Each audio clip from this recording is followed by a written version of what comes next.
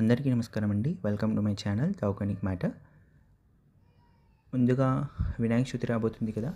అందరికీ మనం వినాయకుడికి ఏ పత్రి ఉపయోగిస్తామో 21 రకాల పత్రి ఆయనకి సమర్పించుకుంటాం మనం వినాయకుడికి. సో మనం అందుబాటులో ఉండే పత్రి మన టెర్రస్ గార్డెన్లో కానీ మన ఇంటి పరిసర ప్రాంతాల్లో కానీ నేను మీకు చూపించబోతున్నాను. అండ్ వీటి మెడిసినల్ వాల్యూస్కి నేను మీకు లాంగ్ వీడియో చేసి అప్లోడ్ చేస్తానండి. ఇంకోటి తులసి పత్రం వచ్చేసి మనకి ఇంట్లో నిత్య జీవితంలో మనం రోజువారీగా ఉపయోగిస్తాము. అండ్ ఇది వచ్చేసి దానిమ్మ పత్రం అండి, దానిమ్మ ఆకులు. దానిమ్మకు కూడా చాలా మెడిసినల్ వాల్యూస్ ఉంటాయండి. అండ్ అశ్వత్థ పత్రం అంటే రావి చెట్టు.